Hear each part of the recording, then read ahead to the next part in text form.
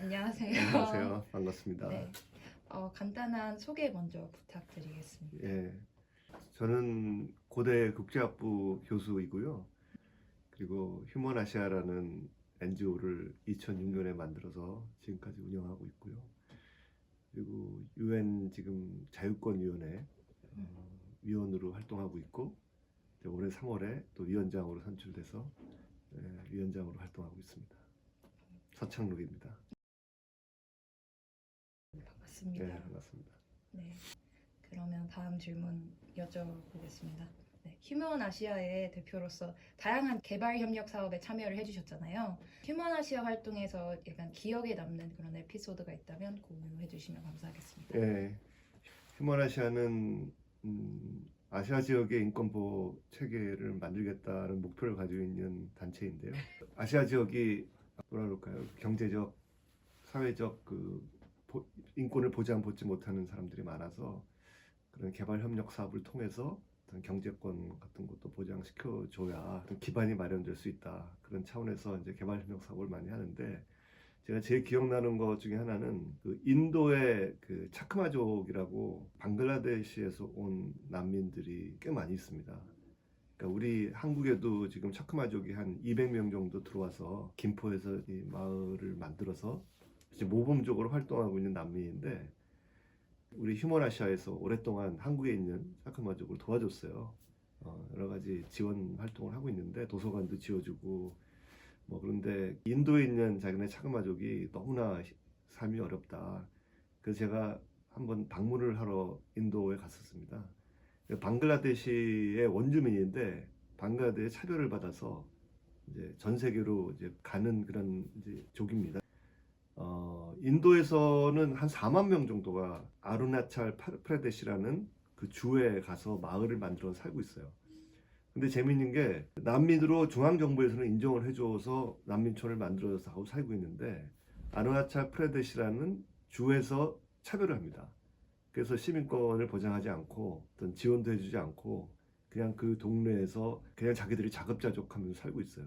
그래서 학교도 제대로 못 다니고 사회에 어떤 직업도 얻을 수가 없고 당연히 또 참정권도 없고, 그래서 저희가 방문을 했는데 그 동네가 그 리스트릭트 에어리예요. 아무나 들어가서 허가증이 있어야 돼요. 그래서 그걸 미리 한국에서 다 비자 받을 때 그런 허가증을 갈 수 있게끔 해놓고 갔는데 거기 들어가는 입구에서 못 들어가게 하는 거예요. 그래가지고 그때 그 지역이 전화도 안 되고 어떻게 소통을 할 수도 없고, 그래가지고 거기 감금이 돼가지고 거의 24시간을 이렇게 갇혀 있었던 적이 있어요.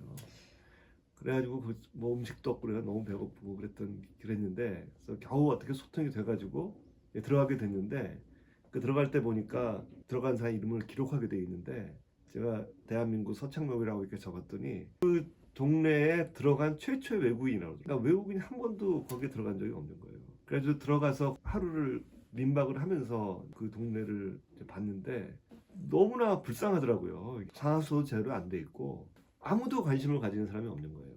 그러니까 국제인권 규범이라는 게 있지만 기본적으로 중앙정부에서 난민으로 인정을 해줘서 중앙정부는 그들에게 인권을 보장한다고 디클레어를 했기 때문에, 왜냐면 국제사회는 중앙정부를 대상으로 인권을 보호하는지를 보기 때문에. 그 다음에 4만 명이라는 수가 많기도 하지만 인도의 전체 인구로 보면은 아주 소수잖아요. 그러니까 인도 사람들이 전혀 관심도 안 가지고 있고 어떤 인권 보호의 사각지대에 놓여 있어서 아무도 보호해주지 않는 그런 난민이 이 세상에 많이 존재하고 있다. 아무튼 제가 감금이 돼서 12시간씩이나 그 감옥에 있었기 때문에 상당히 기억에 남는 그런 에피소드입니다. 네, 감사합니다. 다음 질문인데요. 오늘날 국제기구가 위기에 처해 있다라고 말하는 사람이 굉장히 많아요. 국제기구 활동을 하면서 이런 말을 체감하시나요? 예, 절대적으로 체감하죠. 지금 사실은 유엔을 중심으로 여러 가지 이제 기구들이 존재하고 있는데, 사실은 유엔이 상당히 심각한 붕괴 위기에 있다고 해도 과언이 아닙니다. 지금 뭐 직접적인 가장 어려움은 미국이 돈을 내지 않기 때문에, 미국이 그 유엔의 어떤 레귤러 바젯이라고 그러죠. 그러니까 국가 분담금. 유엔이라는 것이 이제 193개국이 있고 193개국이 돈을 내서 운영이 되는 것인데, 미국이 유엔 분담금의 22%를 차지하고 있습니다. 그러니까 미국이 돈을 내지 않으면 22%가 줄어드는 것이죠. 근데 문제는 22%뿐만 아니라 미국이 돈을 안 내니까 다른 나라로 잘 내지 않고 돈을 내도 굉장히 늦게 내고 그러다 보니까 굉장히 유동성의 문제도 있고 기본적인 이제 펀드의 문제도 있고 근데 또 중요한 거는 자발적 기여금이 있어요. 어떤 분담금을 내는 것 이외에 그것도 거의 미국이 그동안 거의 50%를 차지하고 있었는데 미국이 그걸 내지 않으니까 거의 50% 이상의 그 돈이 줄어들었다고 볼 수 있죠.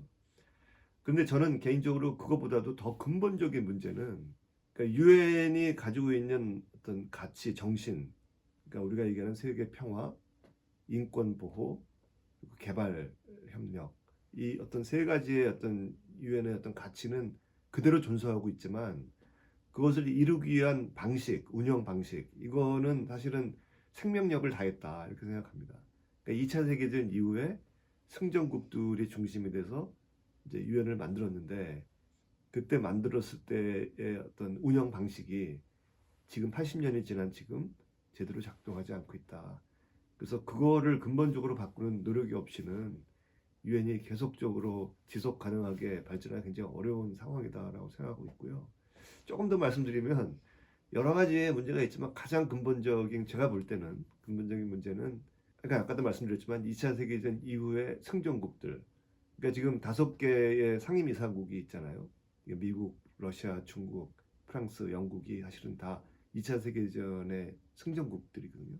그래서 그들이 어떤 특별한 권력을 가지고 출발을 했죠. 상임이사국이라는 거는 사실은 국가가 모든 국가가 똑같은 평등적인 권위를 가지고 있는 것이 국제사회의 원칙인데 특정히 5국가에게 특별한 지위를 주고 또 그들에게 굉장히 의존을 하는 그런 이제 구조가 만들어진 것이 이제는 더 이상 그것에 가장 중요한 역할을 했던 미국이란 나라가 돈을 내지 않는 상황 또 그가 돈을 내지 않으면 운영이 안 되는 상황 이게 사실은 근본적인 문제라고 생각하고요. 사실은 행위자가 지금은 국가가 아니라 여러 가지 다양한 행위자가 생겼기 때문에 다양한 행위자들이 참여해서 서로 책임을 가지는 좀 더 글로벌 거버넌스의 시스템이 만들어져야 되고 그런 걸 위한 노력이 필요하다고 생각을 하죠. 좋은 말씀인 것 같아요. 좀 더 책임의 다양화가 네, 됐으면 좋겠습니다. 네, 다음으로 여쭤보겠습니다. 유엔에서 자문위원으로 오래 활동하시면서 또 기술과 인권 의제를 약간 주창을 하시고 결의안을 만드는데 기여를 했다고 들었는데요. 근데 이 과정에서 뭔가 어떤 활동을 진행을 해 오셨는지 또 유엔에서 활동하실 때 중거점으로 두는 가치가 있다면 알려주시면 감사하겠습니다. 자문위원회는 기본적으로 이제 유엔 인권이사회 띵크탱크입니다. 그래서 어떤 아이디어를 제공하고 어떤 새로운 어떤 규범의 방향성을 이렇게 연구하는 그런 기관인데 제가 이제 자문위원을 하면서 가장 중요하게 중점을 두었던 분야가 신기술과 인권입니다.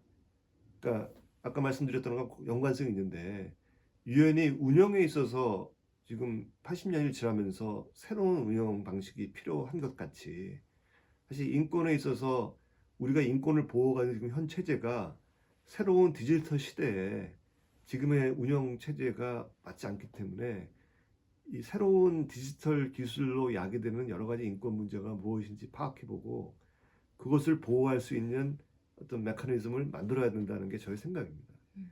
이제 그러면은 과연 지금 디지털 기술이 어떤 인권 문제를 야기하는지 그런 거에 대한 어떤 연구를 우리가 유엔에서 해야 된다.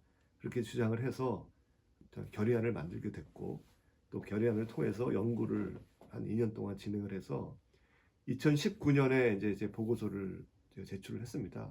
그거는 이제 제 개인적으로 하는 것은 아니고 자문위원회 18명의 위원들이 공동으로 쓰는 작업인데 이제 제가 이제 보고관으로 지정이 돼서 드래프트를 쓰고 또 우리 자문위원들끼리 의논을 해서 이제 마지막 그 드래프트를 인권이사회에 제출을 하고 또 유엔 그 총회에서 이제 체결이 됐는데요.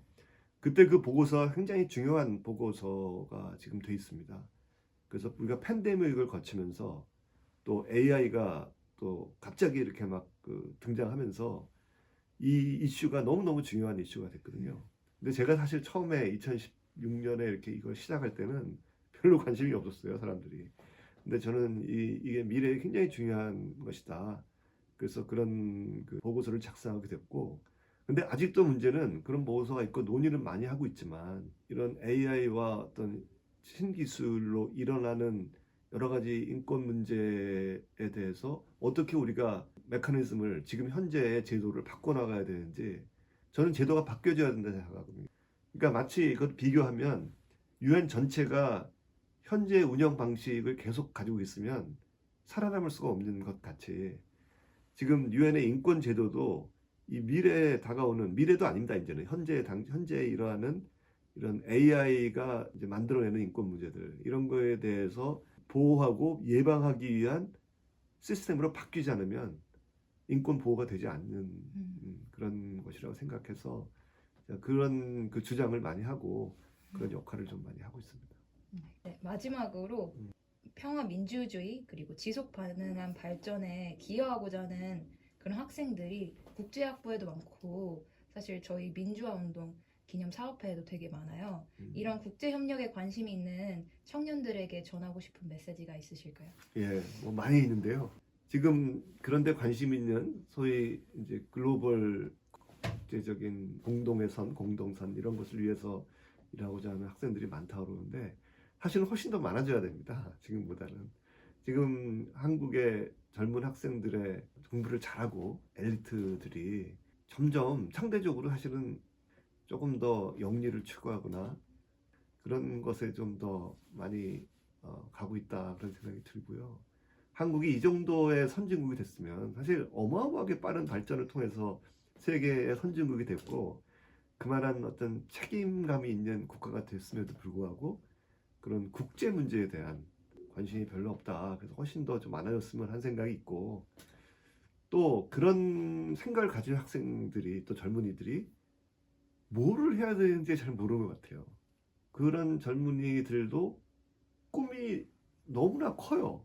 유엔의 뭐 고위 간직을 얻고 싶다든지. 그런데 사실 기회는 너무 많고 하고 조그만 일부터 하다 보면 좋은 직을 가게 되는 거거든요. 그러니까 이게 순서가 거꾸로 된 것이 좋은 직이 목표가 아니라 어떤 자기가 개인으로서 선진국에 태어나서 혜택을 받고 공부를 하게 되고 어떤 지식을 쌓게 됐고 이랬을 때 우리가 지구촌에 사는 이 모든 사람들이 같이 잘 살 수 있게 하기 위해서 무엇을 해야 되느냐에 대한 고민 그런 것을 그것을 위해서 할 수 있는 일이 무엇이냐 조그만 일이라도 하기 시작하다 보면 그것이 지식과 어떤 경험이 쌓여서 직장을 갖게 되는 거라고 생각하거든요.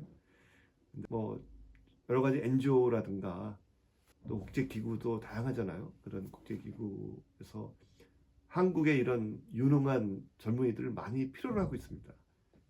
그런데 좀 더 관심을 가지고 어떤 개인주의적인 생각을 가지고 자기의 어떤 욕심을 내고 뭔가 더 돈도 많이 벌고 이런 욕심을 가지는 것은 나쁜 건 아닙니다. 그런 게 필요하지만 너무나 인간은 이기적인 측면이 있는 반면에 또 자기가 사는 공동체에 대해서 어떤 책임감을 느끼고 그런 공동체의 공동 번영을 위해서 노력을 해야 하고 싶어하는 이런 이 두 가지의 마음이 동시에 존재하는 것인데 너무나 이제 전자에만 우리 젊은 사람들이 너무 관심을 가지는 것이 아니냐 그런 좀 생각을 가지고 있고 또 그런 그 후자의 생각을 가지고 있어도 자기의 어떤 뜻을 펼칠 만한 공간을 기성세대에서 많이 제공하지 못해주고 있다라는 생각도 들어요.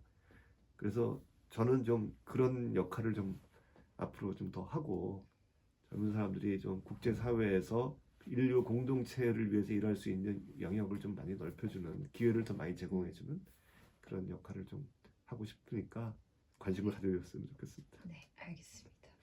뭔가 이런 교수님의 말씀이 사실 학생들이 국제 협력에 관심이 있다가도 잘 내가 할 수 있을까 이런 생각도 좀 있고 그리고 사실 이게 찾아보면 또 이렇게 하나하나씩 해나갈 수 있는데 약간 처음에 좀 용기를 가지고 시작하는 게 어렵다 보니까 망설이는 친구들도 꽤 있는 것 같아요. 그러다가 그냥 아예 영리기관을 가게 되고 뭔가 교수님의 오늘 말씀이 좀 이렇게 응원으로 네, 다들 도전할 수 있는 기회가 됐으면 좋겠네요. 그랬으면 좋겠습니다. 네. 마지막으로 사실 저희가 공통 질문이 있어요. 기습으로 교수님께 평화란 뭐라고 생각하시나요? 어려운 질문이죠. 그거 진짜 어려운 질문인데요. 네. 평화는 인류 사회에서 평화는 사실은 완벽히 이룰 수는 없는 겁니다. 예, 그러니까 이룰 수 없는 것인데 그것을 위해서 노력하는 사람들이 많이 있을 때 조금 더 평화스러운, 그러니까 조금 덜 분쟁이 있는. 풀어서 말씀드리면 인간은 본성 자체가 그 사실은 뭐 사악하다고까지는 아니더라도 뭐 이기심과 이 욕망과 이런 것이 막 개인이 다 있기 때문에 그 어떤 또 이해관계가 있고 그것이 충돌하기 때문에 유토피아의 세계는 평화로운 세상 이것은 있을 수가 없어요. 그래서 인류 사회 전쟁이 없어질 것이냐라는 질문도 오랫동안 해온 질문이지만 전쟁이 안 없어지잖아요. 그런데 그것에 대해서 고민을 많이 하고 또 이것을 막기 위해서 여러 가지 그 일하는 사람들, 그러니까 노력하는 사람들이 많으면 그만큼 전쟁이 줄어들고 좀 더 평화로운 세상이 될 수 있는 거죠. 그러니까 우리가 끊임없이 노력해야 되는 것이 평화다. 그런 생각을 합니다. 멋진 말이라고 생각합니다. 네, 감사합니다. 네, 오늘 감사합니다. 이렇게. 네. 감사합니다.